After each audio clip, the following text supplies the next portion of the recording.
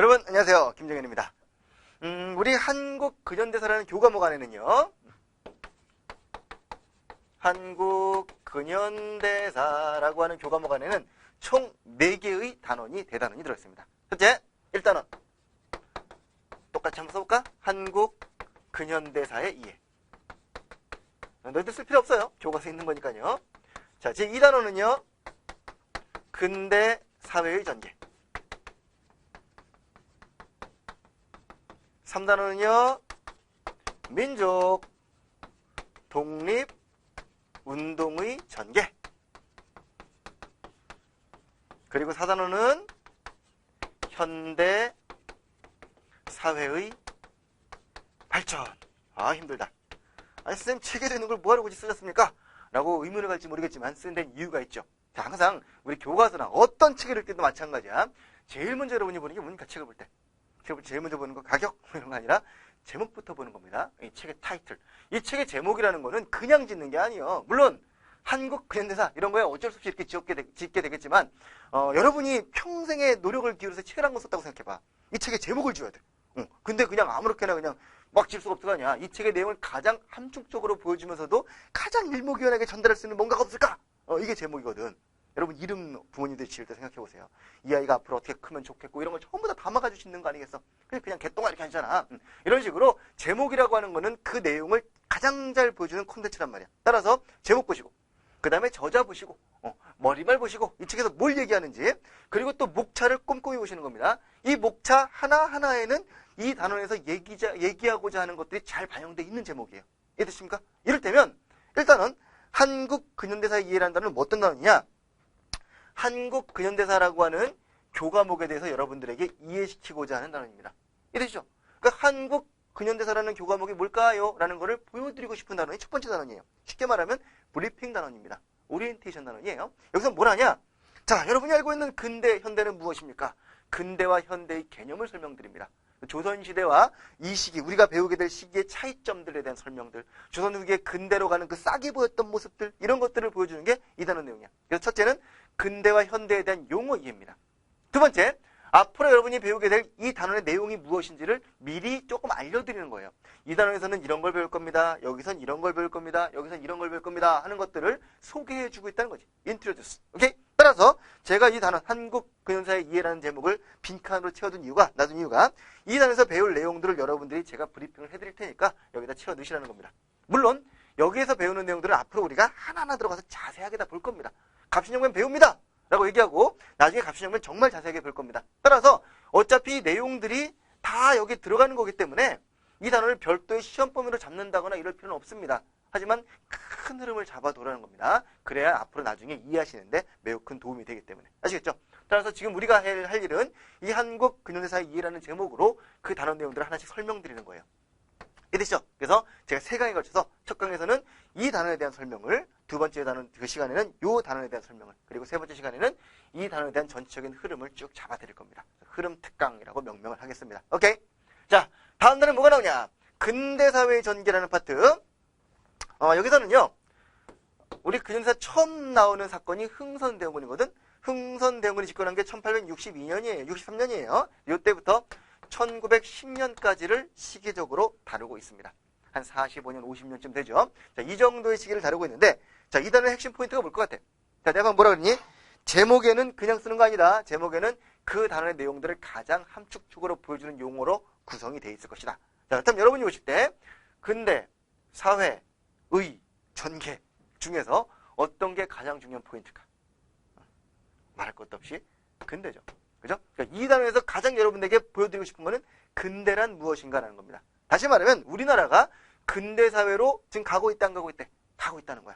우리는 스스로 자주적으로 근대화의 길을 가고 있었다는 겁니다. 여러분이 방점을 둬야 될 건 바로 이 단어에서 근대화입니다. 근대화 요소가 어떤 것들이 있을까를 보시는 거예요. 자, 우리 1860년대 말이다. 우리나라에는 유생들이 많았을까? 개화파가 많았을까? 상식적으로 생각해라. 당시 그 성리학에 물들어 있는 유생들이 많을까? 아니면 막 급진적인 개화파들이 많겠니? 말할 것 없이 전자가 훨씬 많죠. 비율 따면 100대 1 될걸? 그치? 유생들이 대부분이고 그 중에 아주 극소수만이 개화파들이야. 맞잖아. 자, 근데 우리가 이 단원에서 앞으로 배우는 내용들 봤을 때 유생들이 나와, 개화파들이 나와. 개화파들이 나와. 이되죠? 그러니까 소수에 불과한 애들의 이야기를 배우는 거야. 대다수의 유생들은 거의 배우지 않습니다. 반대운동 몇 개 배우고 끝나요. 나머지는 전부 다 애들 얘기야. 무슨 뭐 누가 김옥균이 어쩌고 누가 어쩌고 걔들이 나와가지고 갑신정변, 갑오개혁, 독립협회 이런 걸 배우는 거지 유생들의 음식을 배우는 게 아니란 말이야. 왜 그래? 이 단어에서 포인트가 어디 있기 때문에 근대화에 있기 때문에 반근대적인 유생들의 이야기는 그닥 시험 문제 낼 만한 내용이 아니라는 거죠. 이해되십니까? 이 단원의 핵심적인 90% 이상의 내용은 개화파들의 근대화에 초점이 맞춰져 있을 겁니다. 요 점을 염두에 두고 보시는 겁니다. 그냥 단순하게 사건들을 나열해서 암기하시는 게 아니라 이게 이런 맥락으로 나온 거구나 하는 전반적인 흐름을 정리하시라는 거예요. 이해되셨지만 자, 그 다음 단어는 뭐냐? 민족 독립운동의 전개는 1910년 어떤 해죠 이게? 국권피탈이야. 국권피탈. 국권피탈로부터 해방 때까지 1945년까지의 역사를 다루고 있습니다. 제목은 민족 독립운동의 전개입니다. 자, 포인트는 어디에 있겠다? 역시 독립운동에 있겠죠. 그죠? 독립운동. 그럼 이 단에서 배우는 내용은 뭡니까? 일제강점기 35년 동안 우리가 어떤 독립운동을 얼마나 열심히 했을까요? 이겁니다. 그렇겠죠. 여기서는요, 우리가 독립운동의 사례를 배웁니다. 제가 사례라고 표현을 드렸는데, 이 독립운동을 한 명이 했니? 아니지. 수천 명, 수만 명이 여러 종류의 사람도 있을 거 아니야. 학생들도 있고, 노동자도 있을 거고요. 그 중에는 지식인도 있을 거고, 교수들도 있을 거고, 많단 말이야. 자본가도 있을 거고, 이 수많은 사람들이 어디서? 누구 다양하지. 지네 집 앞에 살 수도 있고, 만주가 살 수도 있고, 북극가 살 수도 있고, 여러 지역에 퍼져가지고 어떻게 싸우자는 사람도 있고, 실력을 키우자는 사람도 있고, 공부해야 된다고, 아니면 돈을 벌자는 사람도 있을 거고, 아니면 뭐 계급투쟁을 여러 방향에서 할 거 아니야. 그죠? 이런 여러 가지 방식을 통해서 여러 지역에서 여러 계층들이 여러 시기에 걸쳐서 독립운동을 전개했단 말이야. 다 배워야 돼. 우리 교과서에 나와 있는 독립운동 사례만 제가 딱 계산해보니까 한 100여 건 안팎됩니다. 그 100여 건 안팎의 독립운동 사례들 여러분들은 쭉 정리하시는 파트입니다. 자, 요 단어는 조금 빡셉니다. 그래서 왜 빡세냐? 외워야 돼. 외워야 돼. 대한광복회란 단체를 모르면 못 푸는 거야. 이 단체가 언제, 어디서, 누가 만들었고 어떤 방식의 독립운동을 했던가를 정리하시는 겁니다. 자, 제가 말한 걸 뭐라고 부릅니까 보통? 육하원칙. 그래, 맞아. 따라서 이 파트는 독립운동의 사례를 육하원칙에 입각하여, 이거야. 육하원칙에 입각하여 독립운동 사례를 정리할 것. 3.1운동 언제? 1919년. 다 알죠? 어디서? 서울에서 시작했지만 전국적으로 누가? 뭐 유관선도 있지만 뭐 대다수 전 민족들이, 그렇죠? 어떻게? 만세로, 이런 겁니다. 이렇게 해서 시험지 나올 때는요, 같은 시기에 있었던 다른 지역의 독립운동을 묻는다거나 같은 지역에 있었던 다른 시기를 묻는다거나, 이해됩니까? 이런 식으로 자꾸 분류하는 게 문제 유형의 대부분입니다. 학생들이 가장 어려워하는 단어는 여기입니다. 왜냐? 암기할 게 많거든요. 게으름 못해요. 그러니까 열심히 공부하는 친구들은 이 단어는 급하고 넘어가지만 조금 이제 공부에 좀 흥미가 없는 분들은요, 제일 기피하는 게 여기죠.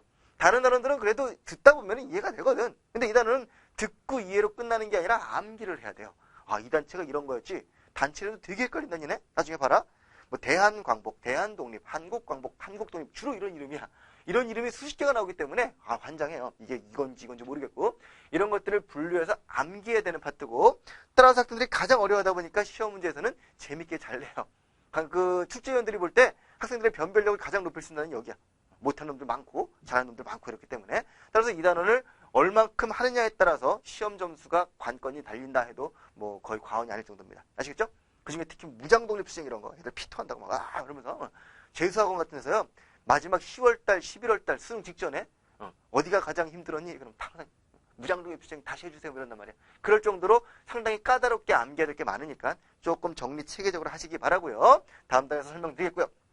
자, 현대사회 발전은요, 1945년 해방부터 엄밀히 오늘날까지를 다루고 있습니다. 교과서의 서술범위로는 김대중 정부까지를 다루고 있고요. 이명박 정부까지 다 다룬다고 생각하셔도 괜찮습니다. 내용은 현대사회 발전이야. 참 포인트 없죠, 여기는. 여기 현대입니다. 현대랑 근대가 뭐가 다른데요? 라는 건데요. 현대 기점은 조금 이제 논란의 여지가 있으니까 됐고요. 현대사회 발전에서는 이렇게 보자. 이 안에 중단원이 있거든. 중단원 첫 번째가 정부 수립 과정이야. 대한민국의 수립. 이 정부 수립 과정이 다시 쪼개면 1945년부터 48년까지 3년간입니다. 자, 그 다음 단원이 뭐냐? 민주주의의 실현과 발전이에요. 욕한 거 아닙니다. 실현과 발전. 이게 1948년 제1공화국 수립 이후의 내용이고요.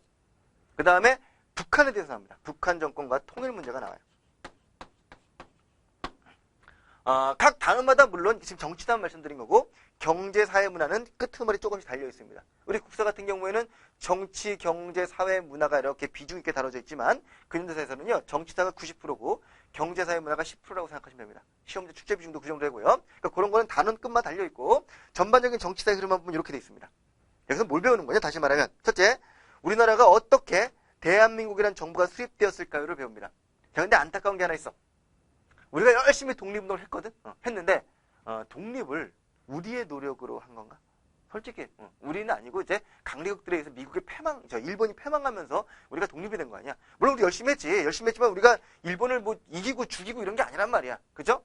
강대국들에서 되다 보니까 당연하게도 전쟁이 끝난 다음에 한국이나 혹은 전쟁 후의 세계 질서를 어떻게 할 것인가에 초점을 맞추고 있던 미국, 소련, 영국 이런 애들이 입김이 들어가겠죠. 아니 미국이 미쳤다고 2차 대전에 참전했겠냐고. 지네 목숨, 무기, 뭐 비용 다 들어가면서 세계 평화를 위해서 이라크 전쟁이 세계 평화를 위해서 하는 거니? 세계 평화를 위해서 자기들이 대신해 주는 거야? 그런 거 아니잖아. 그지? 당연히 자국의 이익이 있겠지. 외교는 철저하게 그런 거예요. 우리나라가 뭘 한다 그래도 다 우리나라의 이익에 관련된 것들을 있는 거지. 외교라는 건 그런 건데 어쨌든 간에 이때 전쟁에 참여한 그 강대국들도 해방 후에 자기들의 어떤 콩고물을 생각했을 거 아니겠어? 그렇겠죠? 따라서 그들이 생각하는 전후 질서가 있고 우리가 생각하는 우리나라의 방향성이 있을 거 아니야. 우리는 되도록이면 남의 간섭 없이 우리 스스로 우리의 정부를 아름답게 세우길 원했겠지만 그 나라들은 내가 니네 독립시켰으니까 내 말 들어 이럴 거 아니야. 그치? 누구 편으로 끌어들일 거냐 얼마나 중요한 문제야. 이 큰 세계적인 이 분위기를 우리가 뭐라고 불러?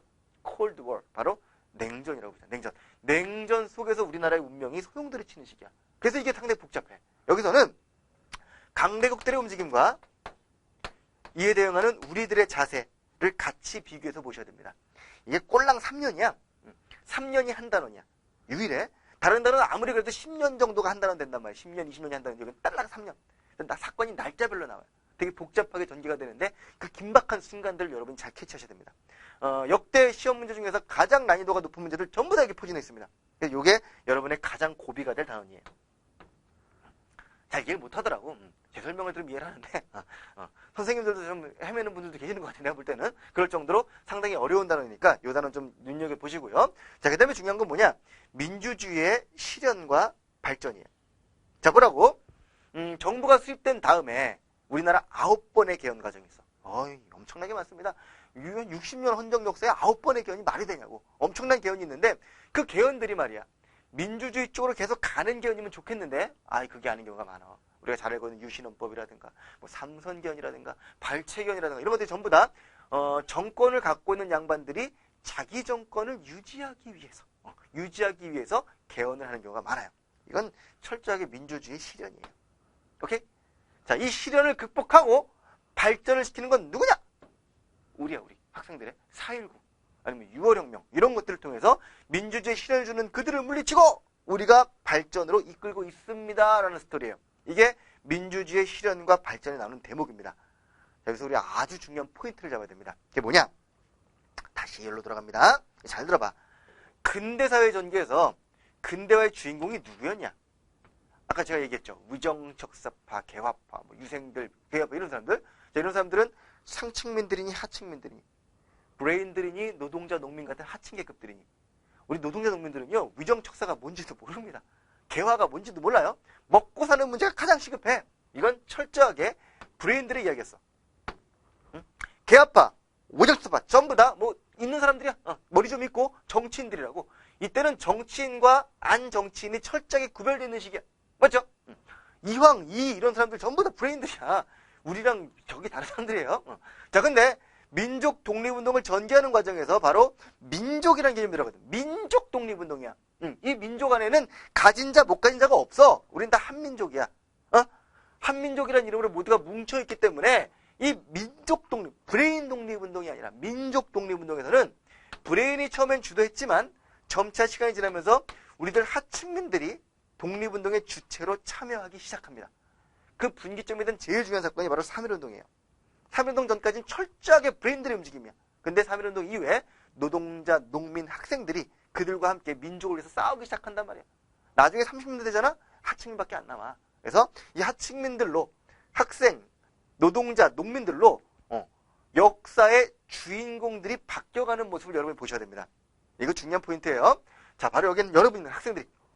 그리고 가만히 보면은 이 단원 들어와서 민주주의 실현을 준 건 누구냐? 실현준 거는 이승만 정부, 박정희 정부, 전두환 정부 전부 다 브레인들의 얘기예요. 이거를 발전으로 바꾼 게 누구냐? 너희들이에요.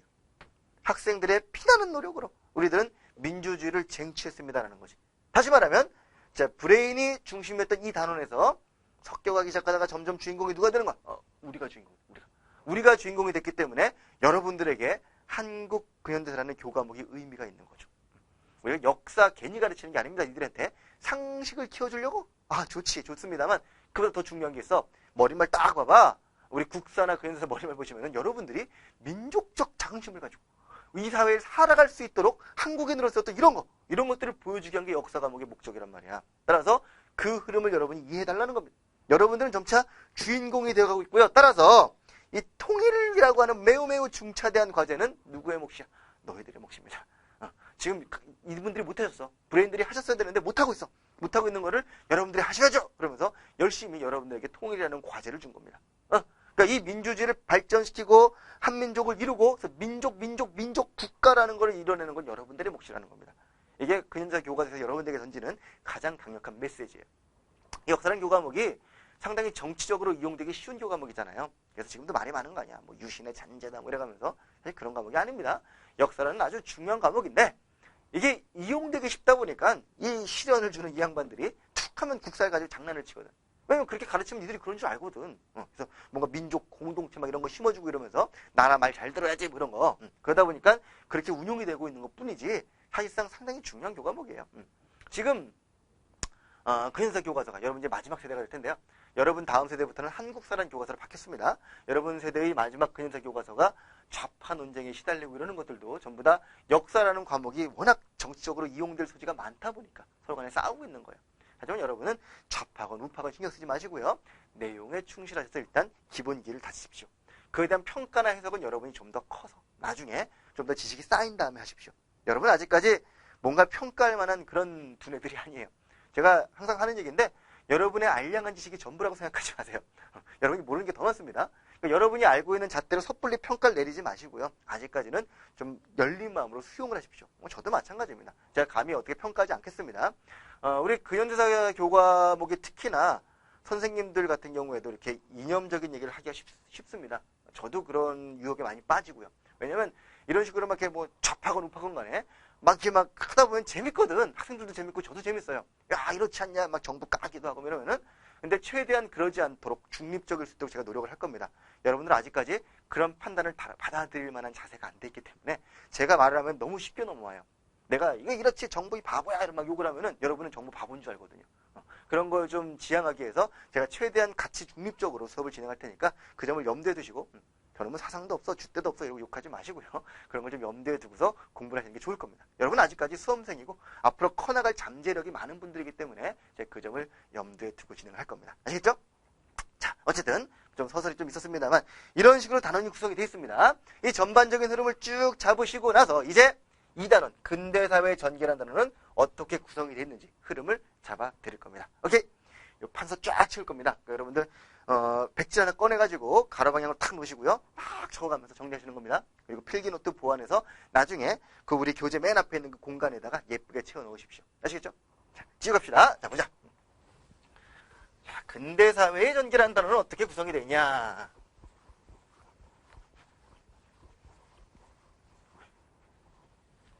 단어를 좀 쓰고 갈게요, 여기다. 시기가 언제라 그랬죠?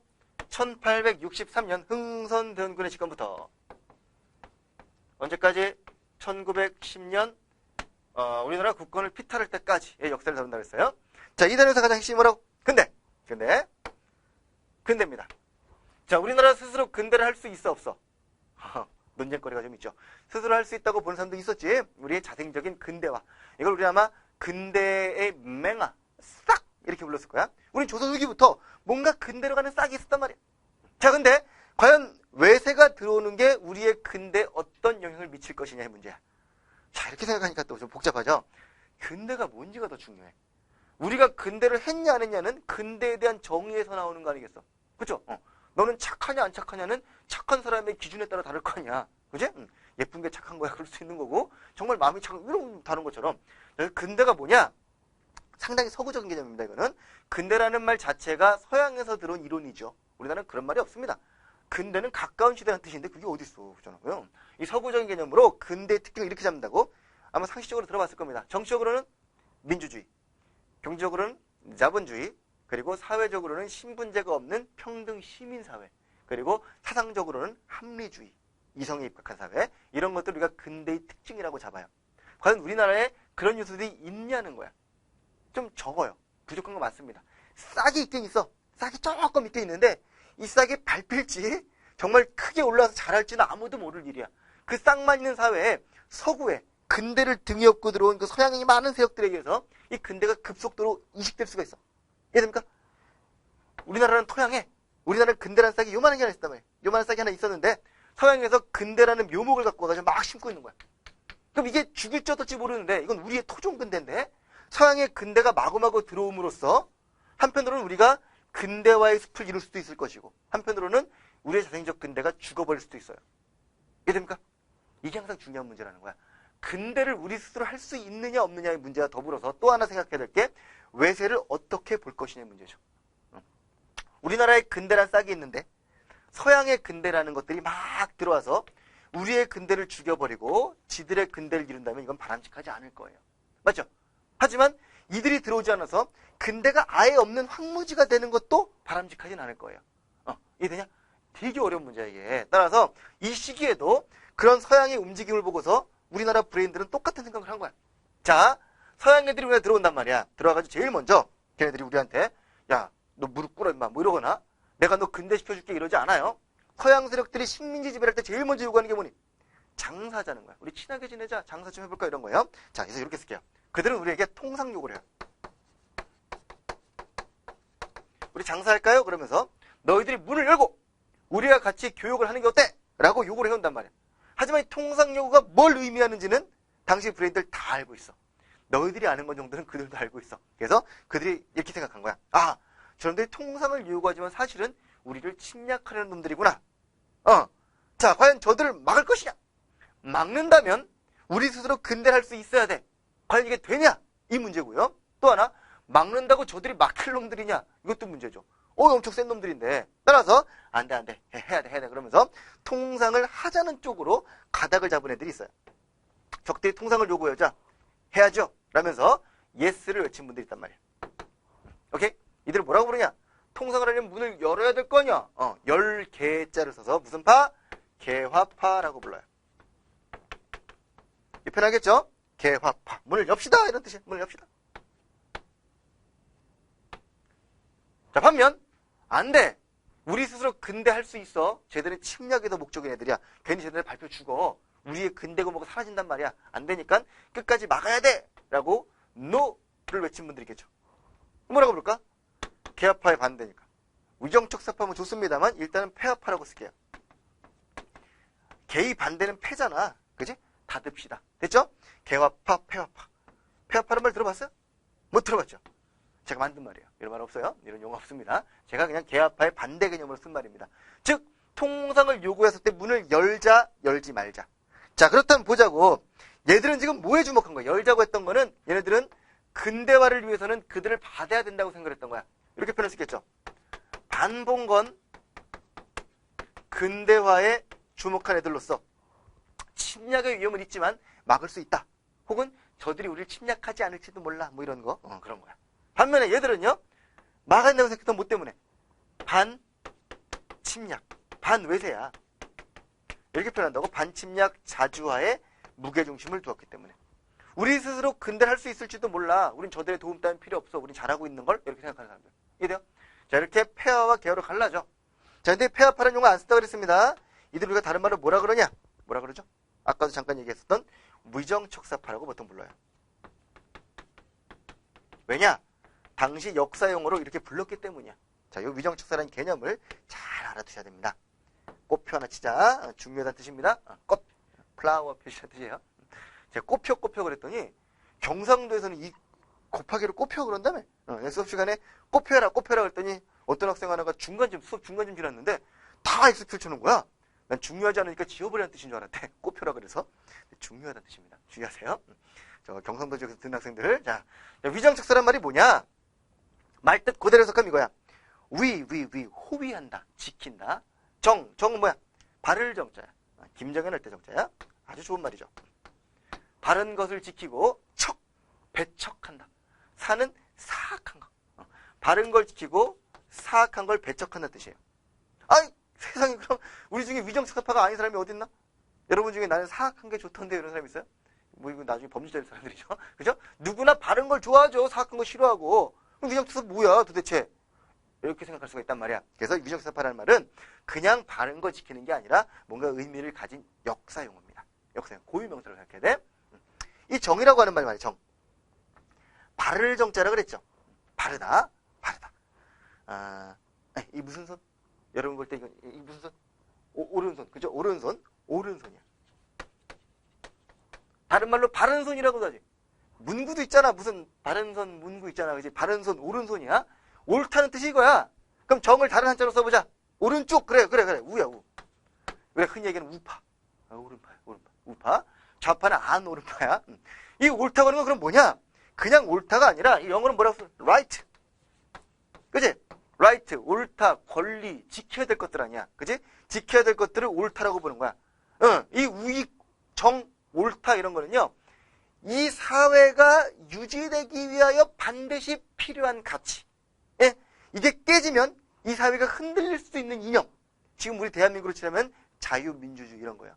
이런 게 깨지면 이 사회는 흔들릴 수도 있단 말이야. 이런 거를 지키고자 하는 거를 보수 우익이라고 부릅니다. 이해됩니까?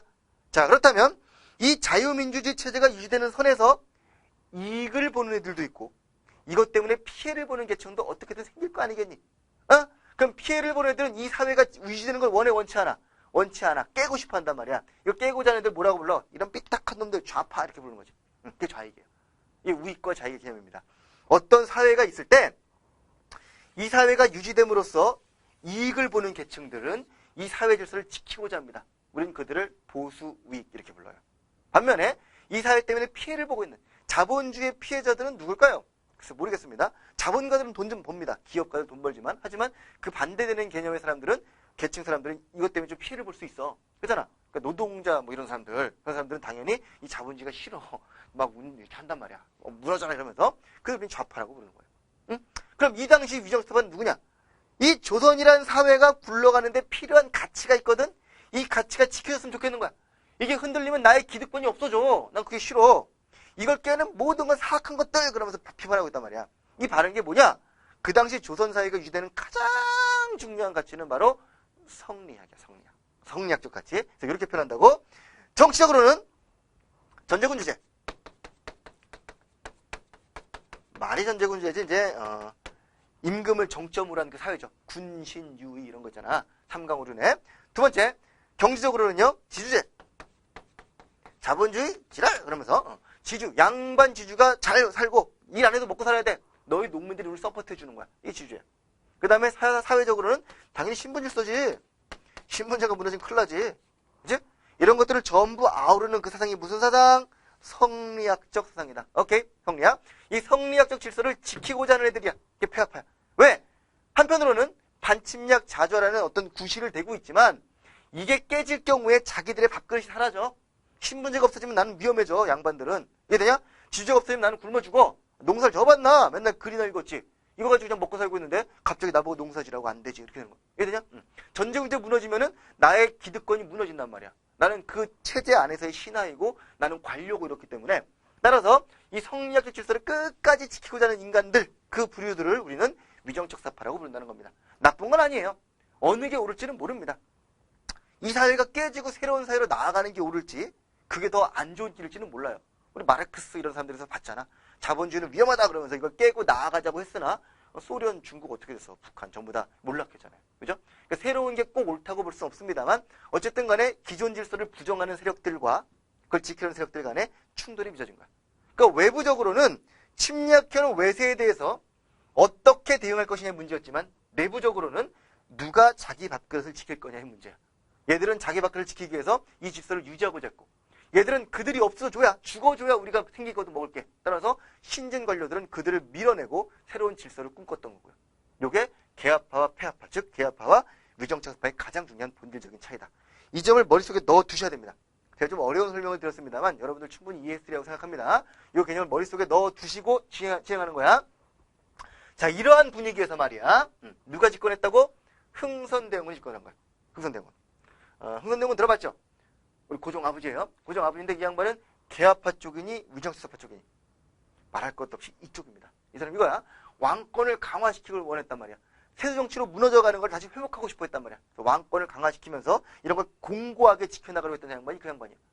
천주교 신자들 다 죽여버렸잖아. 외세를 전부 다 물리치고 사악한 것들 다 물리치면서 그 쇄국정책이라고 우리가 보통 표현하죠. 통상수교 거부정책을 추진한 게 바로 흥선대원군이에요. 그러니까 대원군은 이쪽 인물입니다. 따라서 엄밀히 말하면 근대사회의 전개란 단어에서는 어울리지 않는 인물입니다. 그럼에도 불구하고 대원군이 상당히 시험에서 자주 나오고요. 매우 중요하게 다뤄집니다. 왜냐? 요즘을 잘 봐. 우리가 아까 제가 언급했는데 근대화의 싹이 있다 그래서 싹. 근대의 싹이 뭐였냐? 정치적으로는 아름다운 붕당 정치가 있었습니다. 경제적으로 자본주의 맹화, 사회적으로 신분제가 흔들리기 시작한다며. 그지? 이게 이 붕당 정치가 말이야. 처음에 잘 나가다가 좀 있다가 일당전제화. 들어봤어요? 국사 시간에? 일당전제화. 좀 있다가 세두정치. 점점 이상하게 몰락해가는 거야. 다른 경제, 사회, 문화는 점점 근대로 막 나아가고 있어. 경제, 사회, 문화, 근대로 막 가고 있는데 정치는 처음에 근대적인 게 좀 보이더니 점점 쇠퇴해가고 있어. 이때 집권한 사람이 바로 대원군이야.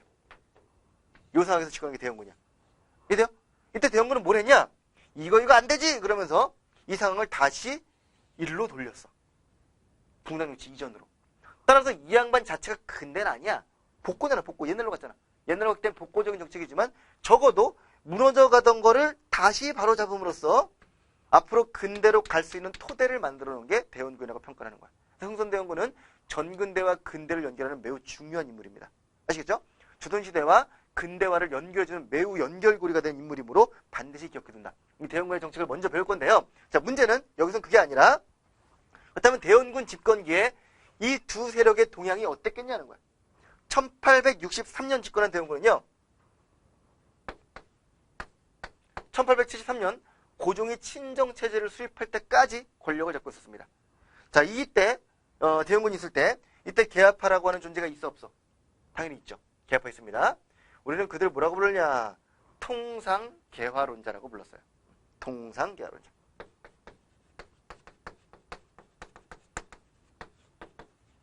대표적인 인물로 박규수 들어두셔야 됩니다. 박규수.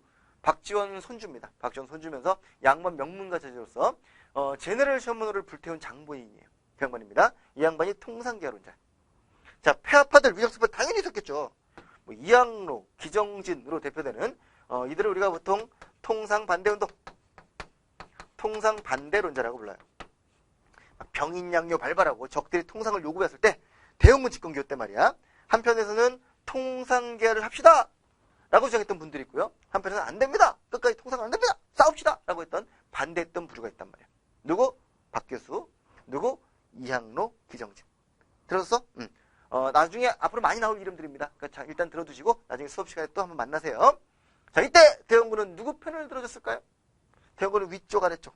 아래쪽이라며 당연히 이쪽 편을 들었겠죠. 대원군은 당연히 반대하지 무슨 누가 계열을 외쳐 그러면서 통상 반대의 편을 들어줍니다. 위너, 루저. 오케이? 따라서 박교수는 자기는 개화에 대한 마음이 있었을지 모르지만 제네럴 셔먼호를 불태울 수밖에 없는 운명에 처했던 인물이에요. 대원군한테 혼날라고 그러잖아. 통상반대들은 막 기가 살았겠지? 그래서 이때 정부 정책은 뭐라고 우리가 보통 표현하냐? 통상수교 거부정책. 가운데 쓰는 파란 글씨는 정부 정책입니다. 통상수교 거부정책으로 일관했던 게 언제? 1860년대 대원군 집권기의 흐름입니다. 그러다가 1873년 드디어 고종이 친정체제를 수립하셨습니다. 말이 고종의 친정이지 고종의 뒤엔 누가 있습니까? 고종의 마눌님이 계세요.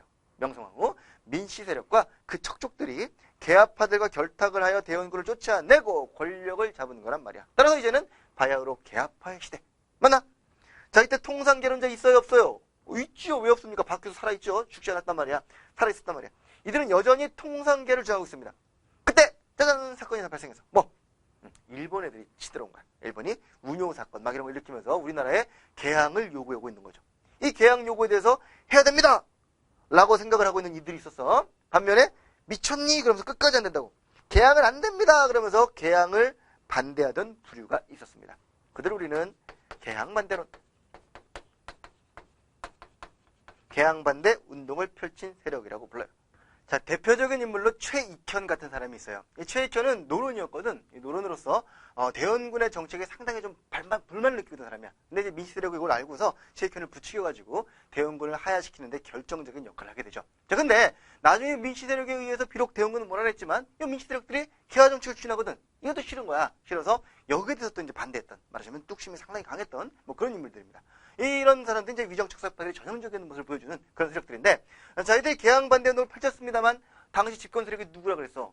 집권 세력은 지금 개화파 쪽이라며, 민씨와 개화파. 자, 그럼 이 사람들 의견이 받아들여져 안 받아들여져? 당연히 묵살되었겠죠. 그래서 이쪽은 개항 반대 운동은 묵살되고 결국 이들의 주장이 받아들여졌겠네. 그렇겠니? 그래서 결국 개항이 추진된 거 아니야? 그 개항이 추진된 사건이 뭐야? 무슨 조약? 그래, 일본과 개항이 추진됐던 강화도 조약이 체결되었겠죠. 이해되죠? 자, 1876년 강화도 조약이 체결됐다는 얘기는 결국 이 두 세력의 승리에서 대립해서 어느 쪽이? 위쪽이 승리했다는 얘기거든. 자, 그럼 이들은 이제 본격적으로 개화 정책을 추진하려고 들었겠다. 맞아? 하지만 생각해봐. 이 당시에 지금 집권 세력 중에 대다수는 누구야? 이쪽이야, 이쪽이야. 비록 얘들이 지금 실제로 왕을 등에 업고 있긴 합니다만 대다수는 이쪽이란 말이야. 그 얘들 가만히 있겠냐고. 수많은 90% 이상의 얘들이 계속 반대했을 거 아니야. 그러니까 얘들의 반대를 무릅쓰고 개화 정책을 추진하는 게 쉽지만은 않은 거야. 이해되죠? 그러니까 고종은 이제 개화를 하고 싶어. 개화군주란 말이야. 개화를 하고 싶었기 때문에 개화파들을 막 등용하고 그들을 데려다가 막 정책을 추진하려고 젊은 애들, 젊고 급진형 애들 막 들여온 거지. 대표적인 인물이 옥균이, 김옥균, 영효, 박영효 이런 사람들이에요. 이런 세력들이 나이 30대입니다. 20대도 있고 30대도 있고 그런데 아니, 젊은 애들 데려다가 왕의 측근에다 두고서 박영효는 이때 물론 철쪽의 사위긴 했습니다만 막 한성시장에도 올라가고 뭐 김옥균이 도시정비 같은 거 담당하고 이런단 말이야. 이런 요직에 등용되면서 이들이 개화 세력을 형성하고 있는 거야. 자, 이들을 우리가 뭐라고 부르냐? 엄밀히 말하면 이제 통상개화론자의 후예들입니다. 통상개화론자였던 박규수가 1876년 강화도 조약 체결에 죽습니다. 죽고 이제 그 후예들이라고 할 수 있는 세력들인데 그냥 우리가 이걸 통칭해서 그냥 개화파 이렇게 부를게요. 개화파. 굳이 개화파라고 쓰는 거는 아직까지는 뭔가 세력 구별은 없이 젊은 애들도 좀 있고 이제 한 40대 50대들도 있고 그러니까 개화파들이 여러 명이 형성되는 형태야. 이들을 중심으로 정부의 건의를 막 들여가지고 이들은 묵살됐으니까 개화 정책을 본격적으로 추진하자고 주장을 했겠지. 맞아? 그래서 이들이 정부에다가 설치했던 기구가 하나 있거든. 그 기구가 뭐니? 통리기무아문이라는 기구야. 이거 잘 들어둬야 된다. 통리기무아문은 1880년에 만들어진 개화정책 전담기구입니다. 당시 유생들이 반대가 심했었는데 유생들에게도 약점이 하나 있어. 누구 말은 들어? 청말은 들어. 청말은. 그렇잖아. 청말은 좀 듣잖아 애들이. 근데 당시 청도 개화정책을 추진하고 있는 중이었거든. 양무운동 막 진행하고 그러면서 총리각국 사무아문이라고 하는 개화정책 기구를 만든 적이 있단 말이야. 이걸 카피해서 만든 거야. 그러니까 개파들 입장에서는 어이 봐봐 유생들 임마 너희들 잘 들어. 그러면서 너희들이 그렇게 섬기는 청도 하고 있는데 니네가 왜 반대하지? 그러면서 청을 등에 업고서 통리기무아문을 실시했던 거죠. 만들었던 거야. 여기서 이제 본격적으로 개화정책을 추진합니다. 자, 하지만 얘들 그거 좋아 싫어? 싫지. 개화정책 무슨. 그러면서 얘들은 개화정책에 대해서 반대한단 말이죠. 뭐라고 그러겠어? 개화정책 반대야. 쉽지? 개화정책 반대 혹은 뭐 개화 반대 운동 이렇게 보면 될 거야. 통리기무아문에서 추진됐던 개화정책을 반대했고요. 특히 또 하나 결정적인 사건이 일어납니다. 개화파들은 당시 개화정책을 추진하는 것도 물론 중요합니다만 우리끼리 해가지고는 한계가 있단 말이야. 당연히 서양의 급진적인 것들을 받아들이고 싶어요. 그치? 따라서 미국이라든가 뭐 영국이라든가 여러 나라와 빨리 통상수교 정책을 하고 싶은 거야. 말하자면 오픈을 하고 싶어요, 걔들하고. 걔들한테 문을 열고 싶은데 또 만만치가 않아. 안 됩니다. 끝까지 막 도끼 들고 가지고 막 저항을 그러잖아. 우리 최익현 도끼 들고 상소리거든요. 내 말 안 들어주면 내 목 잘라 죽겠다 뭐 이런 거야. 고종이 처음에 쫄지. 노인네가 미쳤나 그러면서. 근데 안 받아들여졌음에도 불구하고 도끼를 그냥 들고 나가는 걸 보고 양치기 소년인데 뭐 이러면서 어쨌든 간에 그럴 정도로 극렬하게 반발하고 있었기 때문에 역시 또 청이 필요한 거예요. 청을 등에 업기 위하여 청나라 외교관으로서 일본에 가 있던 인물 중에 황준쉔이라고 있어요. 들어봤나? 황준쉔. 이 사람이 쓴 책이 조선책략이라는 책이다. 무슨 책? 조선책략. 이거 뭐 정부 정책이라고 볼 것까지는 없습니다만 당시 개화파들이 일본에 있던 청나라 외교관이 쓴 책을 갖고 들어온 거야. 이 책을 갖고 들어온 목표 똑같습니다. 조선이 해야 될 방책을 알려주마 이런 건데요. 그 내용이 뭐냐? 너희 조선은 러시아를 견제하기 위하여 잘 들어. 중국과 친하고 일본과 맺고 미국과 빨리 연결해. 연미방 이렇게 나와요. 미국과 손을 잡아준다는 거야. 그러니까 빨리 미국과 수교하라는 내용을 담고 있는 책이란 말이야. 이걸 딱 본 김홍집이 얼마나 이거 좋았겠어. 그렇지 바로 이거야. 그러면서 미국과 손을 잡아야지. 그러면서 이 책을 들고 들어온 거야. 고종한테 바치고 유생들한테 이 책을 널리 읽게 만든 거지. 봐라 임마 니들이 이렇게 섬기는 청나라가 우리 보고 빨리 미국과 손 잡으란다. 손 잡아야 되겠지? 그러면서 유생들이 뭐래? 네가 미쳤구나. 그러면서 저항을 했겠죠. 자 그래서 개화 반대 운동의 끄트머리에서 이들이 일으켰던 사건이 뭐냐? 이게 바로 영남. 들어봤어 우리 그지? 만인소 중학교 때부터 나온 내용이잖아. 영남 지역 유생 10,000명이 모여가지고 집단 상소운동을 벌인 거야. 진짜 10,000명 이상이 모여요. 여기 대표가 소두가 이만손이라고 우리 이황의 17세 손이야. 뭐 대박이죠. 이런 인물들이 1,000원짜리 17손이 나와가지고 집단 상소 대장이 된 거야. 우리 이만손 씨 어떻게 되니? 유배 간다. 고종 유배 보내요. 좀 이따 강원도 대표로 홍지학이라고 있어. 이 사람이 놀랐어. 똑같이 이제 10,000원서 올린 거야. 안 됩니다. 그러면서 홍지학은 목이 잘려요. 목이 잘려가지고 저작거리에 탁 내걸리는 거야. 고종 얘기는 뭐야? 야, 니네들 마음을 알겠는데 나 이미 그쪽 아니거든. 나 이쪽으로 지금 마음이 들어섰거든. 그러니까 조용히 해줄래? 그러면서 더 개기면 목을 자를지도 몰라. 이렇게 된 거지. 그치? 그러니까 이들은 결국 목이 잘리거나 유배 가거나 그러고 정부에서는 이쪽의 정책을 또 받아들여서 추진하고 있는 거 아니겠어? 그치? 1880년대 초반 총리 김화무는 열심히 개화 정책을 추진합니다. 그래서 각국의 사절단도 보내요. 조사시찰단, 영선사, 보빙사도 갔다고 83년에는 막 사절단도 보내고 한편으로는 조약책을도 해. 조미조약도 체결하고 막 체결합니다. 그리고 또 한편으로는 뭐 군제 개편도 합니다. 여러 가지 개화 정책을 본격적으로 막 추진한 지 이제 1, 2년 됐을 거야. 근데 복병이 나타났어. 지금 이 얘기는 개화파와 폐하파 얘기는 잘 들어봐. 브레인들 얘기니 하층민들 얘기니. 일단 100% 브레인들이다. 우리들은 여기 들어있잖아요. 전 국민의 90%가 넘는 백성들은 여기에 논쟁에 쫓길 수도 없는 애들이고 이건 전부 다 그들 얘기야. 정치인들 얘기입니다. 맞지? 자, 얘들이 견제했던 건 얘들이야. 반대파였던 다수의 얘들을 견제하는 성공을 했단 말이야. 얘들은 조용히 있었어. 어이구 이러면서 조용히 해주고 있는데 죽인다는데 어떡할 거야? 목 자른다는데 조용히 있어야지. 근데 얘들의 개화 정책에 반발했던 또 하나의 세력이 있는 거야. 내가 때까지 얘기한 걸로 종합해보고 있는데 누구겠어? 바로 우리들이죠. 하층민들이야. 우리 하층민들은 일어납니다. 언제 일어나냐? 먹고 살기 어려울 때. 역사의 점입니다. 하층민들은 언제 일어난다고? 먹고 살기 어려울 때. 아무 때나 안 일어나. 우리가 이제 TV를 딱 감가다니 9시 뉴스 같은 거 보다 보면은 국회의원들이 막 국회에서 싸워요. 단상에 올라가고 막 최루탄을 집어 던지고 막 도끼로 막 비웃기고 이런 거 있단 말이야. 이런 걸 보면서 우리가 뭐라고 하지? 저런 좀 이러지만 그것 때문에 데모하진 않잖아. 국회는 톱질을 그만해라 이러면 데모하지 않잖아. 하지만 뭐 기름값이 오른다거나 우유값이 오른다거나 우리의 먹거리인 소고기가 외국에서 들어온다거나 이런 거 우리는 데모하는 거야. 우리는 먹고 사는 문제 상당히 민감합니다. 생존이 직결된 거야. 정치는 어떻게 보면 우리들 얘기가 아닐 수 있습니다. 하지만 먹고 사는 문제는 우리와 직결된 거란 말이야. 이해되죠? 그래서 하층민들은 항상 먹고 살기 어려우면 일어난다. 원칙이다. 잘 기억해둬. 거꾸로 얘기하잖아. 먹고 사는 문제만 해결되면 잘 안 일어난다. 우리 대표적인 이걸 잘 이용했던 사람이 바로 박정희 전 대통령 같은 양반이라고. 이때 우리 유신 시기에 얼마나 많은 인권이 짓밟히고 사람들이 많이 죽고 완전 민주주의는 바닥으로 떨어진 시기야. 하지만 지금도 우리 역 대통령 중에서 누가 제일 좋아요? 그러면 박정희가 인기투표 1위예요. 왜? 먹고 살만 했거든. 그때. 경제적인 성장에 높은 점수를 주는 거죠. 이게 우리 백성들의 생리예요. 그래서 이때도 서설이 길었습니다만 이와 같은 분위기에서 먹고 살기 어려움에 직면했던 하층민들이 봉기한 거예요. 이때 말이다. 한편으로는 수많은 개화 정책들 이게 돈 들어가지 않는 일 없잖아. 그지? 사절단을 보내는 것도 그렇고 뭐 시설을 짓는 것도 그렇고 군제 개편도 그렇고 전부 다 돈이 필요해. 이 돈이 상당히 많이 필요했기 때문에 재원 조달에 어려움을 겪을 때예요. 오직 있으면 정부에서 막 돈을 찍어내자는 얘기도 나오고 세금을 막 올려붙고 이러단 말이야. 그러니까 백성들은 짜증나는 거야. 뭐 우리랑 상관도 없는 무슨 개화 정책을 취한답시고 왜 우리 세금을 올리고 막 이래? 뭐 이러고 하냐. 거기다가 개항했더니만 외국 애들 막 들어오고 있어. 일본 애들 들어오고 이러면서 이게 설치는 게 마음에 안 들어. 뿐만 아니라 이때 썼던 군제 개편으로 신식 군대를 만들고, 눈치챘죠? 구식 군대를 차별하기 시작한 거예요. 지금으로 치면은 뭐 새로운 특수부대를 하나 만들더니만 걔들한테 막 뭐 햄버거 건빵 막 지급해주고, 거기다 뭐 우주복 같은 거 막 지급해주고 이러면서 구식군인들은 뭐 밥도 안 주고 이러고 있단 말이에요. 구식군인들이 가만히 있겠냐고, 열받지. 쟤들은 뭐야? 이렇게 돼가지고 그 구식군인들의 반란이 일어난 거죠. 이 사건을 우리가 뭐라고 부릅니까? 오케이, 좋아. 이모년에 있었던 군바리들의 반란이라는 이모군란이라고 부르죠. 자, 이모군란 들어봤지? 자, 이모군란이라는 사건이 1882년에 빵 터집니다. 이건 뭐니? 이모군란을 일으킨 거는 계합하니 우정척사파니? 아이, 둘 다 아니라니까. 하층민들이야. 하층민들이야. 하층민들이 당시 정부의 개화정책에 반발했던 겁니다. 이해돼요?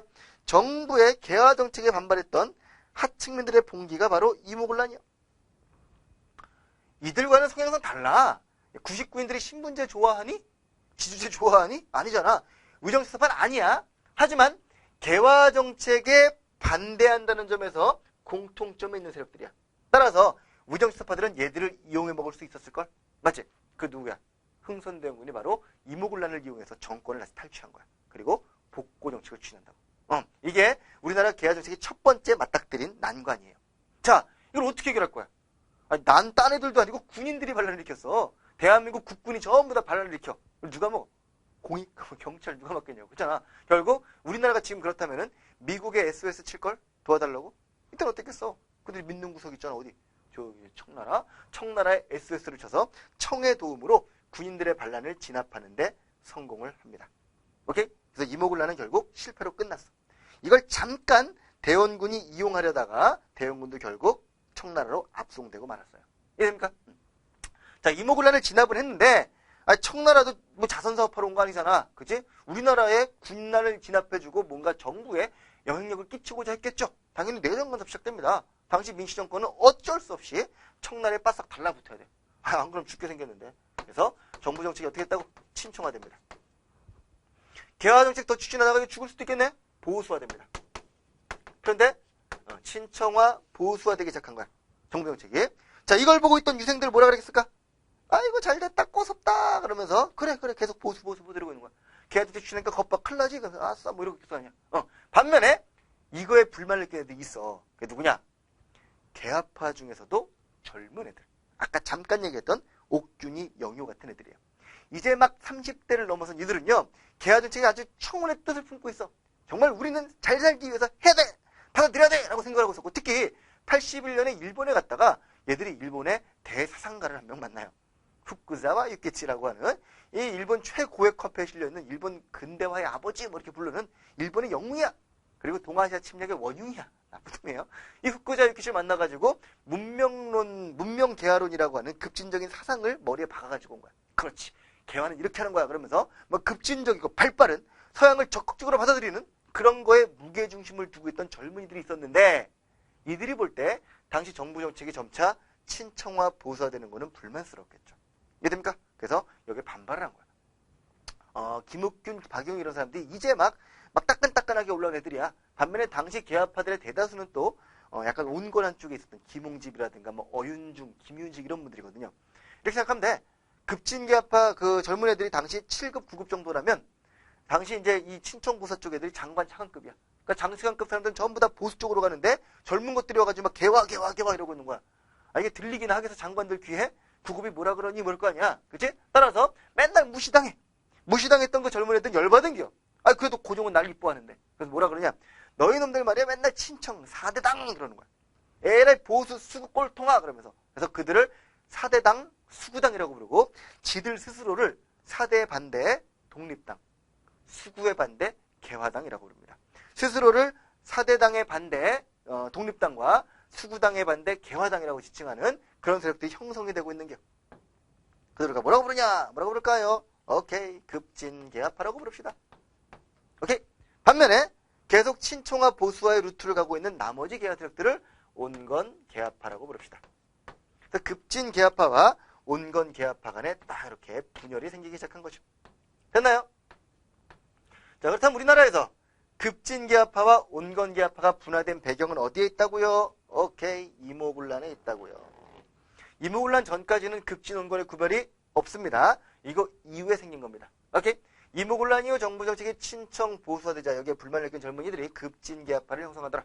그리고 정부의 온건적인 정책에 반기를 들더라. 그리하여 얘들은 또 한 번 쿠데타를 계획했나니 그 쿠데타가 무엇이뇨? 그게 바로 갑신정변이라고 일컫는 것이더라. 됐나? 갑신정변을 말합니다. 1884년에 있던 사건이죠. 자, 보라고. 이모군란이란 개화 정책에 반발했던 하층민들의 반발이야. 그러니까 우리나라 개화 정책에 대한 첫 번째 반발이었어. 반면에 갑신정변은 개화파 내부에서 있었던 세력 균열이야. 개화 정책의 보수화를 둘러싸고 그런 사건이야. 자, 이 사건 온건개화파가 진압해 못해 합니다. 어떻게 합니까? 이 쿠데타를 역시 청의 도움을 받아서 진압을 합니다. 결국 온건개화파의 승리로 끝나고 급진개화파는 아시다시피 3일 만에 결국 몰락하고 말아요. 망명 가거나 죽거나 뭐 삼족을 멸망하고 이렇게 된 거죠. 결국 온건개파 시대가 된 거야.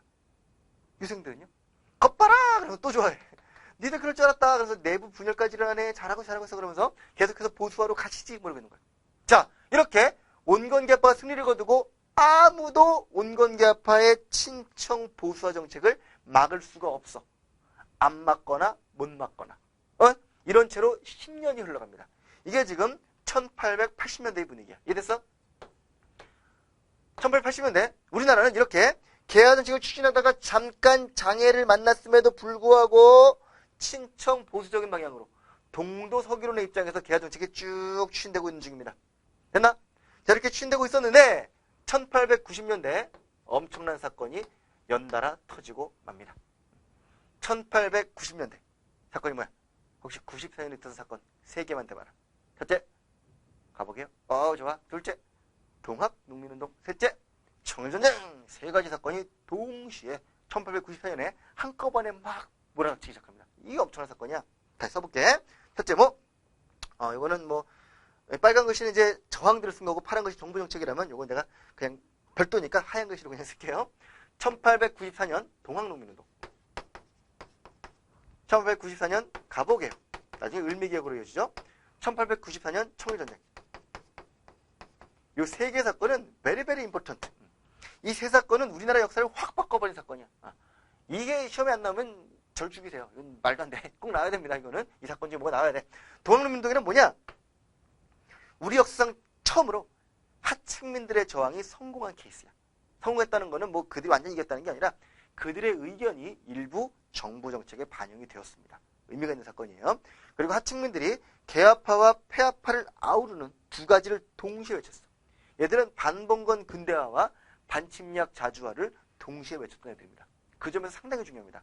물론 중간에 밟혔습니다. 일본에 의해서. 자, 가보개혁은 뭐냐? 말할 것도 없죠.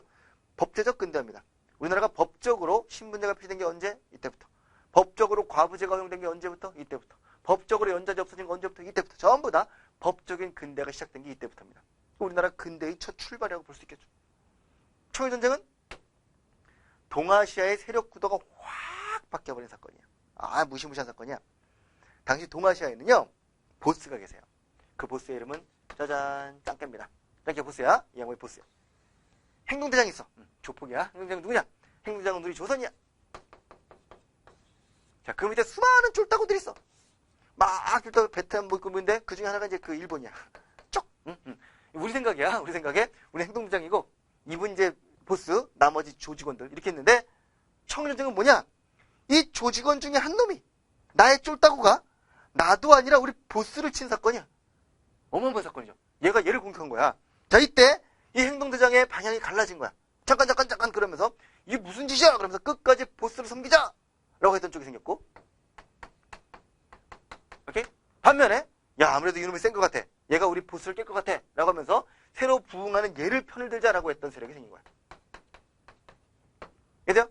이때 친청 세력이 누구였냐? 가만히 보니까 온건개화파의 후예들이 친청 쪽에 가 있었고, 급진개화파가 비록 죽긴 했지만 일부 후예들이 친일 쪽으로 가 있단 말이야. 맞아? 이렇게 갈라져 있으면서 우리 행동대장이 구 보스를 섬길 것이냐, 새로운 신흥 보스를 섬길 것이냐를 둘러싸고 갈라지고 있는 거야. 이 싸움에서 누가 이겼어? 짜잔, 죽어버리고 새로운 보스가 등극을 했나니. 똑같네요. 등극을 했어. 자, 이렇게 됐으니 이제 얘들 세상은 열렸고, 얘들 어떻게 했어? 죽었지, 그치? 온건개파도 얼마나 위험해진 거야. 대표적인 인물이 누구? 민씨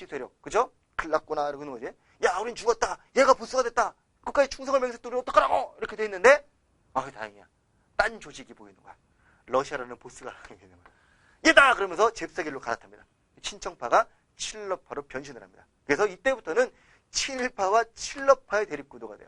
이제는 온건급진 이런 구별이 없어. 왜냐? 급진개화파가 추구했던 것들이 이미 갑오개혁 때 반영이 되어버렸습니다. 그런 구별이 없습니다. 이런 구별은 사라졌으나 그러나 이때부터는 이제 친청, 친일로 갈라지기 시작했다는 거. 이게 어떤 소리냐? 이제는 내부, 우리 스스로의 움직임이 아니라 누구와 손을 잡느냐에 의해서, 즉 외세가 우리나라의 근대화에 상당히 직접적으로 밀접하게 개입하기 시작했다는 겁니다. 우리가 하는 게 아니야. 이때까지 계속 우리가 한 거잖아. 그죠? 우리가 했던 건데 이제부터는 우리가 아니라 외부 세력에 의해서 우리나라의 운명이 좌지우지 되게 된 거죠. 슬픈 사건이야. 이게 바로 청일전쟁이라고. 그러니까 이 세 사건은 어마어마한 사건이야. 우리나라가 점차 막 소용돌이에 휘말리면서 국제관계 속의 하나로서 그 나라들의 이해관계에 따라서 운명이 엇갈리는 이런 시대가 온 거야. 이게 1890년대야. 슬프지? 그지? 아래 것들의 반란과 거기에 이어서 엄청난 급진적인 근대적 개혁들과 신분제가 폐지되는, 거기다가 전쟁으로 해서 짱깨가 사라지는 이런 국제적인 분위기를 보고 있을 수 없던 애들이 누구냐? 바로 유생들이에요. 이게 뭐냐? 그러면서 큰일 났다 이러면서 나라가 지고 멸망할 일이야 이거는. 아니 과부가 재혼을 해 막 뚜껑 열려 이럴 거 아니야. 이런 유생들이 열받아가지고 들고 일어나는 거지. 안 된다 그러고 들고 일어나. 이들이 바랬던 거는 이 체제를 전부 다 깨고 다시 옛날로 가고 싶은 거야. 다시 위정척살하고 싶은 거야. 이게 이들의 마인드야. 자, 그러나 이들이 일어날 수 있는 게 한계가 있어. 통상반대 해봤거든. 개항반대 해봤거든. 개화조직 반대 해봤거든. 유생들이 할 수 있는 건 늘 상소예요. 상소. 임금님한테 이러시면 안 되죠, 안 되죠. 그게 받아들이지 않으면 얘들은 그냥 도피합니다. 자, 근데 이들이 이제는 어떻게 했냐? 군대를 끌고 일어나는 겁니다. 이른바 의병이에요. 의병. 의병이라는 거는 역적입니다. 이 의병의 대상은 누구야? 정부니? 미쳤니? 전제군제를 지향하는 유생들이 정부에 반대해? 아니야. 이거는 외세에 대한 반대여야 의미가 있는 거야. 따라서 이거의 주범이 누구라고 본 거냐? 이 사건들의 주범이 일본이라고 보고 당시 유생들은요, 의병을 일으키면서 일본에 대한 반대를 분명히 밝힙니다. 이해돼요? 얘들은 뭐라 그랬냐? 나중에 배울 겁니다만 존왕, 왕을 다시 높이고 양이, 오랑캐를 배척한다. 일본을 배척한다고 내세워. 이게 이제 일본에서 나온 구호인데, 일본 메이지 주신 때 마찬가지. 왕정을 다시 일으키면서 오랑캐를 배척하자라는 복고적인 쪽으로 다시 돌아갑시다라는 게 의병들의 입장이었어. 이게 바로 의미의병이야. 그렇기 때문에 어떻게 되냐? 왕이 안 돼, 해산해. 그러니까 그러고 해산해 버린다고. 얘들이 여기에 무게를 뒀다면 왕이 해산해 그래도 일본을 죽여야죠. 그러면서 들고 일어났을 거란 말이야. 근데 그게 아니라 왕이 해산해 그러니까 그래야죠. 그러면서 돌아가 버려. 이게 이들의 한계예요. 결국 이거는 단발성으로 끝나버리고 말았던 안타까운 의병이죠. 이어지지 못한 거야. 끝났어. 오케이? 반면 이 사태를 겪으면서 우리나라는 심각한 외세의 소용돌이에 휘말리기 시작한다. 맞나? 이제 온건급진 구별 없다 그랬어. 이들의 구별은 없고 개화파라고 지칭되는 그들에 의해서 정책이 주되기 시작합니다. 자, 그때 청일전쟁 이후 우리나라는 새로운 변화에 직면하게 되었습니다. 아까 얘기했지. 러시아라는 새로운 세력이 등장했다고. 잘 봐. 이때 우리나라가 처했던 상황을 제가 이렇게 표현해요. 호가 호위. 무슨 뜻이야? 여우가 호랑이의 위험을 등에 업고 위세를 부린다. 아, 여우가 누굴까? 봐봐. 제가 또 만화 하나 그려도 되게 만화. 여우예요. 여우 같죠? 이 여우의 이름은 뭘까요? 이 여우의 이름은 나라로 치면 조선이 조선. 조선이라는 여우가 있어요. 이 여우에게는 늘 괴롭히는 친구가 있습니다. 아, 나쁜 친구예요. 맨날 셔틀 관계예요. 빵사와 그러면서 막 늑대라는 아주 나쁜 친구가 있는데 얘는 얘를 보호도 해주지만 맨날 뭐 빼서 삥 뜯고 빵 좀 사올래? 그럼 그러고 사다 줘야 되고. 그럼 뭐라 그래 이런 관계를. 그런 관계야. 얘를 섬기면서 얘 누구였어 이게 청이야. 나쁜 놈이지만 하지만 또 보호해주기 때문에 그래서 얘는 얘 덕에 2인자 역할을 하고 있는 거야. 이쪽에 귀여운 애기 호랑이가 한 마리 있었어요. 귀엽게 그려야죠. 호랑이가 고양이 아니에요. 호랑이가 있어요. 아직 애기야. 지가 호랑인지 고양인 줄도 몰라. 얘 이름이 일본이에요. 얘들은 맨날 얘를 놀렸어요. 너 일로 와봐, 고양이 일로 와봐. 그러면 얘가 또 와요. 야옹 해봐. 그럼 야옹 그러면서 애교도 부려주고. 얘는 얘의 밥이었죠. 얘가 맨날 놀러 와 그래서 혼내주기도 하고. 호랑인데 그걸 모르고. 얘는 뭐 말할 것도 없고. 근데 오늘 얘가 무럭무럭 자라서 무서운 어른 호랑이를 변신했어요. 짠, 어른으로 변신하더니 와 그러면서 복수를 시작합니다. 누구에게? 얘 따위에게 복수하지 않아요. 놀러와 놀러와 그런 거예요. 놀러와 그래가지고 얘를 한 큐에 밟아줍니다. 이놈 새끼 그러면서 얘가 팍 쳐버린 거야. 이 처벌 사건이 뭐야? 이 초등수업 아니다. 잘 들어 이거. 청일전쟁. 네, 이런 거 무시하면 안 돼요. 이런 구도를 잘 갖고 있어야 전체 내용이 이해가 됩니다. 이 청일전쟁에서 얘가 이겼잖아. 얘는 피떡이 됐어요. 죽진 않았으나 심각한 부상을 입게 되었습니다. 자, 그 다음 선 누굽니까? 이제 얘를 불렀겠죠. 여우야 너도 와볼래? 그래서 여우가 가야지 어떻게 저요? 그러면서 이제 막 하려고 왜 이러지? 그러면서 가려고 하는데 잠깐! 그러면서 저 위에서 북방산 시베리아 호랑이 한 마리가 내려온 겁니다. 자, 그 북방산 시베리아 호랑이가 누구? 그렇죠. 러시아입니다. 사자입니다. 자, 러시아라는 호랑이 한 마리가 내려옵니다. 잠깐! 그 손 놓지 못할까? 그러면서 도박판 나오잖아. 팔땡! 잠깐! 장땡! 뭐 이런 것처럼 여우를 얘가 먹으려고 했을 때 잠깐! 그러면서 위에서 내려온 거야. 얘는 너 이놈 새끼 감히 조선을 먹으려고 넌 나랑 붙어. 그러면서 둘이 쌈박질을 벌이기 시작합니다. 얘를 두고요. 얘를 두고 둘이 쌈박질을 벌이는 이 구도가 1895년 즈음부터 삼국간섭 이후부터 1905년 러시아전쟁 종료 때까지 한 10여 년간 지속됩니다. 이래요? 이 당시 러시아와 일본의 심각한 대립구도 속에서 얘는 자유를 얻었습니다. 왜? 나를 괴롭히던 얘는 이미 아웃됐어요. 완전 바보 됐어. 뭐 가가지고 아프냐 건드리면 꼼짝도 못해. 얘는 나를 먹을 줄 알았는데 얘랑 싸우려고 정신이 없네? 그러니까 얘가 얘를 먹으려고 그러면 얘가 넌 말로 와 그래가지고 막 둘이 싸우고 있고 얘가 얘를 먹으려고 그러면 얘가 또 가가지고 넌 나랑 싸워야지 그러고 있고 자유야. 얼마나 아름다워. 이 여우가 오랜만에 자유를 느낀 거예요.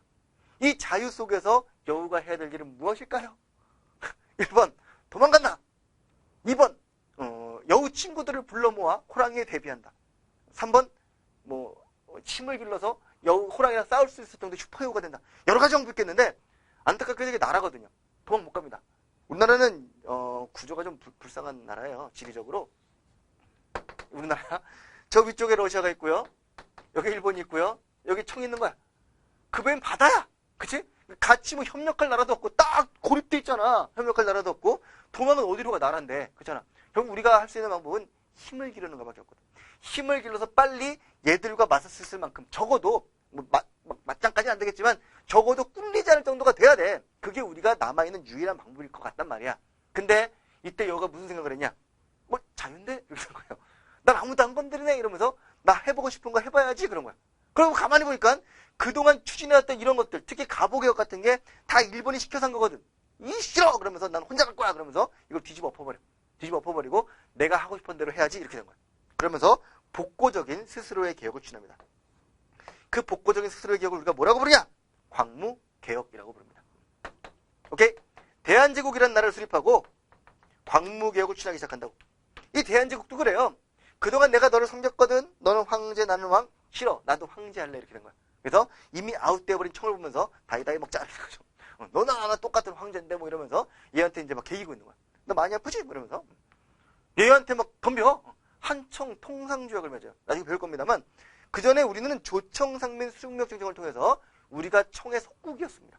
근데 이때 와서 뭐라 그러냐? 1899년에 너도 황제 나도 황제네? 똑같이 대등하게 이렇게 다짐해. 그러면서 한청 통상조약이라는 거를 대등한 관계로 체결하자고 주장을 해. 해주나 얘가?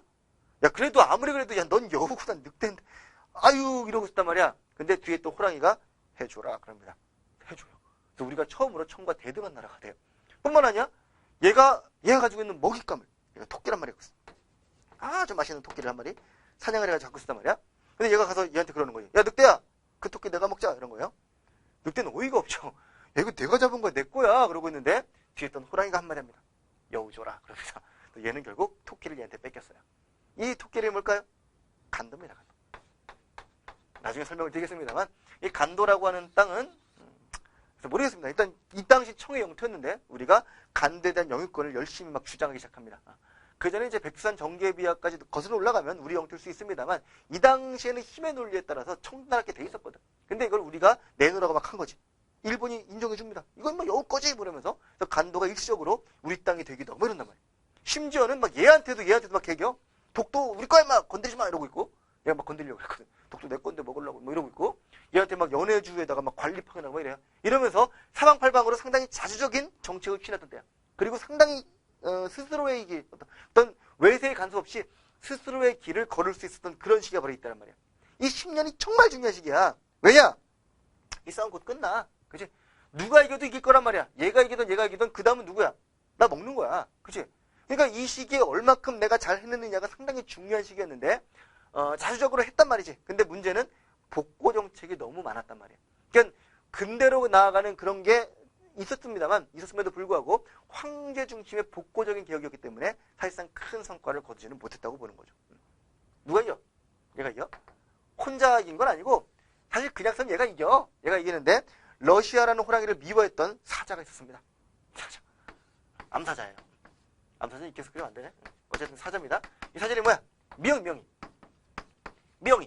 미국과 영국 미영이라는 사자가 얘를 도와줍니다. 그래서 이렇게 붙은 거야. 이렇게. 러일 전쟁이 전쟁 비용이 18억 들어. 18억이면 얼마인 줄 알아? 우리나라 1년 예산이 그때 막 1,300만 원 이럴 때요. 1년 예산에 150배야 우리나라 1년 예산에. 그 정도를 1년 동안 전쟁에 쏟아붓는다고 일본이. 그 18억 중에서 12억을 미국이 대줘요. 뻔하잖아. 그럼 얘들이 힘을 합쳐가지고 러시아를 막아낸 거야. 그리고 이제 전쟁 끝났으니까 여우는 네가 먹어도 좋다 이렇게 된 거죠. 사자는 처음부터 여우에게 관심이 없었거든. 얘를 막는 거에만 관심이 있었거든. 그렇기 때문에 이 일본에게 여우를 먹어도 좋다라면서 허락을 해줍니다. 이게 뭐야? 가스라테프트미리약 2차 영일동문 이런 걸 통해서 네가 드세요 이렇게 되니까 고마워요. 그러면서 얘가 먹어버린 거지. 더 먹어도 돼요. 그래서 얘도 먹는 거지. 이런 식으로 이제 일본이 세력을 확장시켜가는 거야. 이해되죠? 이 국제구도를 잘 기억하셔야 되는데 여기서 이제 국제관계를 얘기하기보다는 우리 내부의 모습을 얘기하는 거니까 이걸 말로 한번 정리해 볼게요. 다 했어 이제. 조금만 집중해라. 힘들죠 지금? 자, 이렇게 되어 있는 상황에서 개화파들이 약간 친청친일로 가면서 주춤하는 사이 호가호위의 상황에서 당시 정부에서는 잽싸게 외세의 어떤 개입을 견제하면서 대한제국이라는 정부를 수립합니다. 그리고 광무개혁을 추진해요. 정부의 광무개혁은 상당히 자주적이라는데 매우 중요한 의미가 있습니다. 우리 스스로의 개혁입니다. 그동안 언제 우리가 우리 스스로 개혁을 해봤니? 통리기만은 잠깐 있었지만 그 뒤로 10년 넘게 못했던 거야. 10년의 모순이 터진 다음에서야 이제 우리의 자주적인 개혁이 나오기 시작하는 거야. 이해돼요? 자, 이런 개혁이 추진됐는데 이게 사실상 약간 복고 쪽으로 삐딱하게 하고 있었기 때문에 개화파들은 이거에 대해서 좀 불만이 있어. 좀 위험해 보이는 거야. 그럼 안 되죠. 그러면서 얘들은 뭐라고 했겠지. 그지? 당시 정부에 대해서 그러시면 안 됩니다. 지금 복고로 갈 때가 아닙니다. 앞으로 나아가야 됩니다. 그러면서 막 외치고 있는 거야. 그 외쳤던 단체가 있어. 그 단체가 뭐야? 독립협회. 독립협회라는 단체가 만들어져서 광무개혁의 복고적인 정책에 반기를 들기 시작합니다. 물론 협회가 만들어진 게 이거보다 먼저입니다. 96년에 만들어졌고 97년에 개혁이 시작되는데 이들이 본격적으로 반정부 활동을 벌인 거는 98년이에요. 그러니까 광무개혁에 대한 반발이라고 보셔도 틀리지 않습니다. 정부에서는 이걸 보고 뭐라 그래?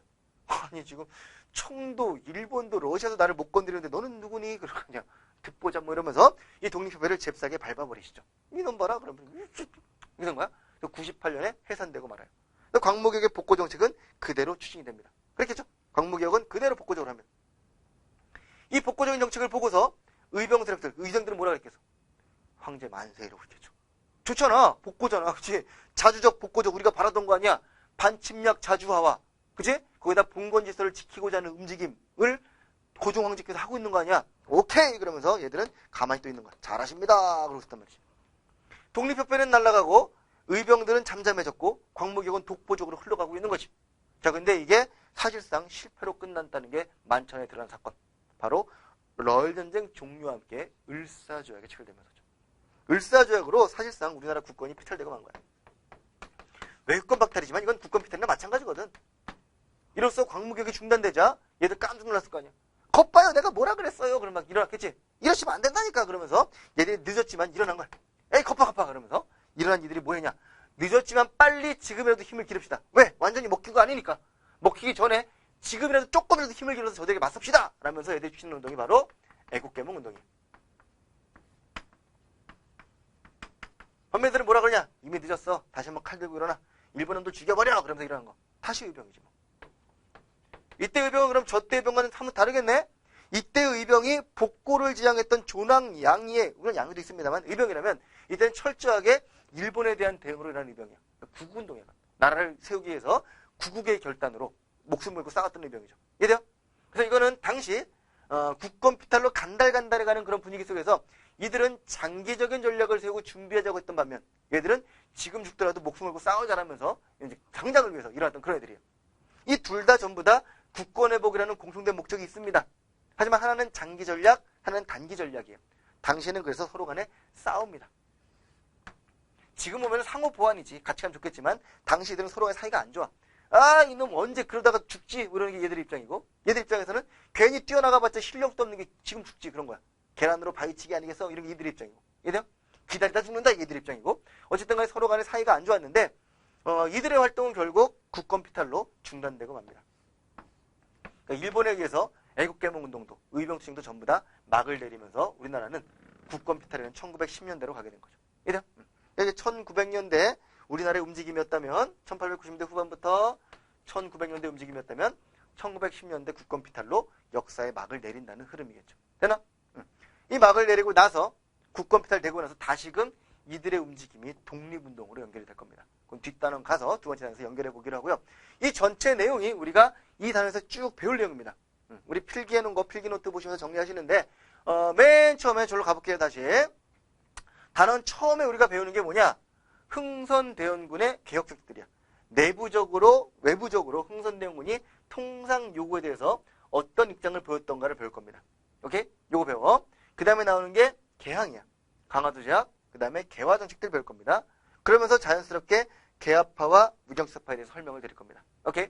요게 첫 단원 내용이야. 그 다음에 나오는 거 이모군란, 그리고 갑승변이라는 두 개 사건을 배울 거예요. 그러니까 개화 정책이 어떻게 부딪혔고 어떤 쪽으로 위축되었는가를 배우고, 그 다음에 바로 배우는 게 1894년의 사건들 3개 배웁니다. 동시에 배울 겁니다. 이 전개 과정을 쫙 정리하면서 국지관계에 같이 들어갑니다. 그리고 나오는 게 바로 대한제국과 독립협회 활동이에요. 오케이? 그리고 마지막에 배우는 게 애국개몽운동과 의병투쟁, 국권피탈 과정입니다. 요게 이 단원 전체 내용이에요. 이해되시죠? 이 전체 흐름을 잡으시라는 얘기입니다. 그냥 사건들을 단순히 외우지 마시고요. 어느 게 원인이 되고 어느 게 결과가 되는지 인과관계를 섞어가면서 쭉 정리를 해두셔야 됩니다. 요거 자주 보셔야 됩니다. 요 내용을 필기해 두시고 앞으로 이제 하나하나 나무를 건드릴 때마다 전체 숲을 자꾸 떠올리시고, 떠오르지 않으면 다시 보시고. 아시겠죠? 그래서 이 강의는 여러 차례 보시라고. 강의 수강 기간이 끝나더라도 보시라고 제가 따로 오픈해 드리는 거니까 염두에 두시고요. 끊임없이 반복하셔가지고 반드시 제가 방금 수업했던 것처럼 자기 걸로 소화해 내시기 바랍니다. 아시겠죠? 요거 이어서 이제 2단원 민족 독립운동의 전개 바로 이어갈 테니까 요거 지금 보셔도 괜찮고요. 아니면은 나중에 2단원 시작하기 전에 보셔도 괜찮고요. 여러분이 필요에 따라서 가감해서 보시기 바랍니다. 오케이. 자, 고생하셨고요. 2강 이어서 갑니다.